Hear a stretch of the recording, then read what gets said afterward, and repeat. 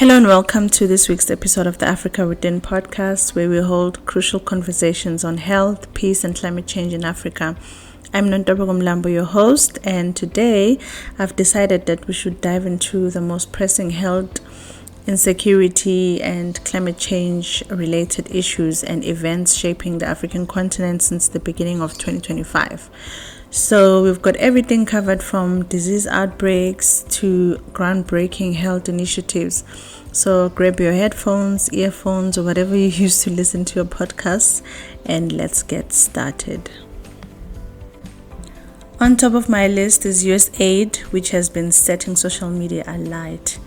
In January of 2025, President Donald Trump ordered a near total freeze on all foreign aid, significantly impacting the U.S. Agency for International Development, which is in short USAID. So this directive then led to the suspension of numerous USAID programs worldwide, affecting health, education, and economic development initiatives, right? Subsequently, over 1,000 USAID employees and contractors were either fired or suspended, and the agency's official website was shut down. Elon Musk, a very controversial figure, was appointed by President Trump to lead the Department of Government Efficiency. And then he announced that the USAID program will be dismantled, describing it as beyond repair. So after this announcement, social media was abuzz and many people had different opinions about this issue. Some were even saying that Trump and Elon Musk can keep their funding. But the reality is that these projects that focus on healthcare for mothers, newborns, and chronically ill individuals in developing countries, including in Africa, are often funded through USAID. So if their funding is cut off, it won't be as easy as everyone keeps making it sound like it will be.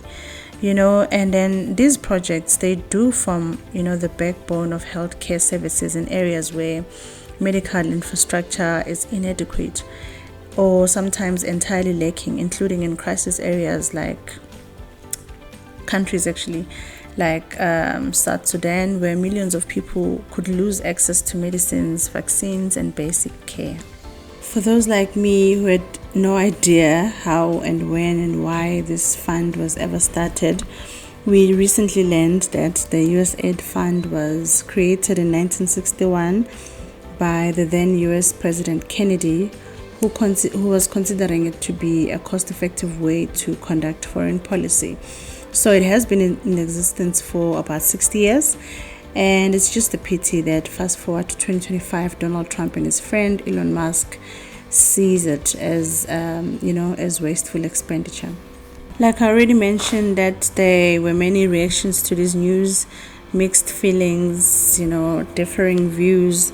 Some saying that it gives African governments an opportunity to learn to stand on their own and find innovative ways to fund their health systems, while others were describing this move as just cruel. But there's a video that I saw that I found very interesting from the former president of Kenya, President Uhuru Kenyatta. Let's take a listen. I saw some people the other day crying, Trump has removed money. He said he's not giving us any more money. Watu wanalia. Why are you crying? It's not your government, it's not your country.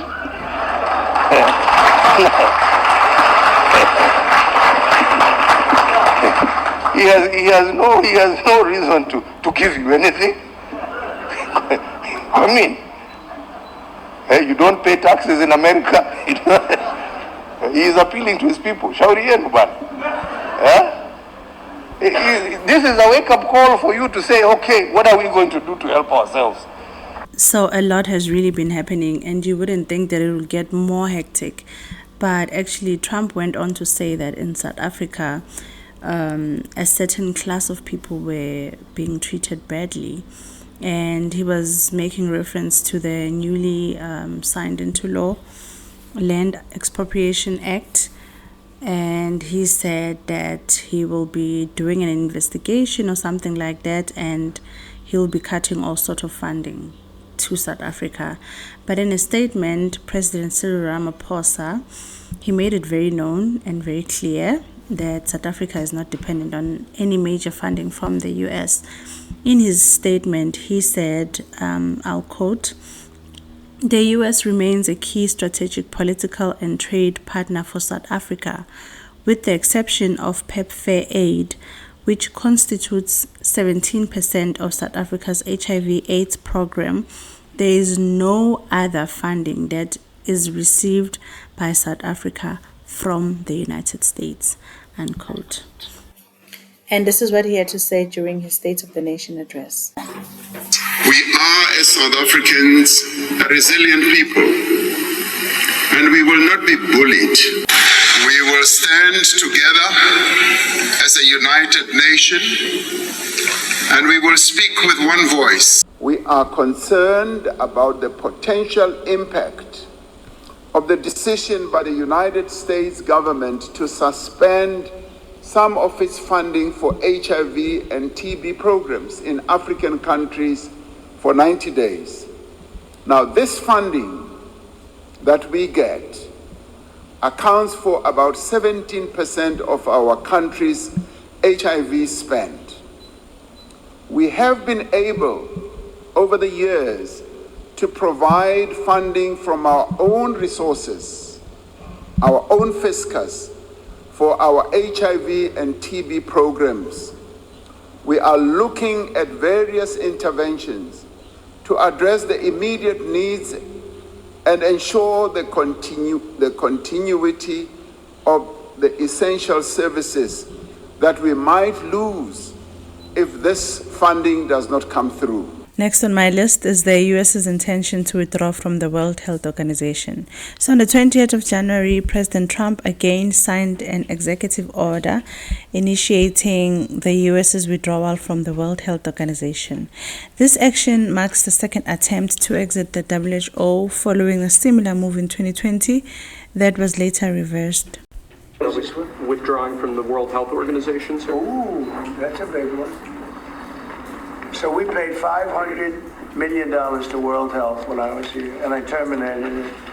So some of the reasons cited by the US for its intention to withdraw from the WHO includes mishandling of the COVID-19 pandemic, lack of urgent reforms, and political influence. So the thing about this decision to withdraw from the WHO by the US is that it has significant potential consequences which can affect funding, as the US is one of the largest contributors of the WHO's budget. Its withdrawal could lead to a substantial reduction in funding, potentially hindering the organization's ability to manage health emergencies and ongoing programs. In a statement responding to this, the WHO said it regrets this decision by the US and that it hopes that the US will reconsider its decision, and also it looks forward to constructive dialogue for the benefit of the health and well-being of millions of people around the world. Okay, let's move on now and talk about Mpox. So in August of 2024, the World Health Organization declared that the Mpox outbreak is a public health emergency of international concern, underscoring the global threat posed by the new Clade 1b variant. And as of August 2024, there have been over 42,000 cases and over 1,500 deaths of Mpox in 18 African Union member states. And unfortunately, the Democratic Republic of Congo remains the epicenter of the outbreak, with over 30,000 suspected Mpox cases and more than 1,000 deaths reported. So Mpox, previously known as monkeypox, is an infectious disease that can cause a painful rash, enlarged lymph nodes, fever, headache, muscle ache, back pain, and low energy. It can be transmitted through close contact with someone who has Mpox, with contaminated materials, or with infected animals. And during pregnancy, the virus may be passed on to the fetus or to the newborn during or after childbirth. Okay, let's talk now about another health challenge, which is Marburg virus. So in late 2024, Rwanda experienced its first outbreak of Marburg virus. Marburg is a severe hemorrhaging fever, which is similar to Ebola. The outbreak was officially declared on September 27, 2024, following confirmation of 26 cases, primarily among healthcare workers. By October 2024, the number of confirmed cases had risen to 66, with 15 fatalities. By November 8, the last patient undergoing treatment for Marburg was discharged. And in December of 2024, after 42 consecutive days with no new reported cases, the World Health Organization and the Rwandan government officially declared the end of the outbreak. Unfortunately, though, the neighboring Tanzania declared the Marburg virus outbreak on 20 January 2025. And as of February 14, Tanzania's Ministry of Health has confirmed all 10 patients have died. Okay, I'll leave it here for this part 1 of the updates, and next week on part 2 we will discuss the Ebola outbreak in Uganda and the cholera outbreak in Angola. On peace and security, we'll also talk about how the new African Union chairperson might want to prioritize peace-building efforts in the continent. We'll also discuss how Donald Trump's executive order to withdraw from the Paris Climate Agreement might threaten global efforts to tackle climate change.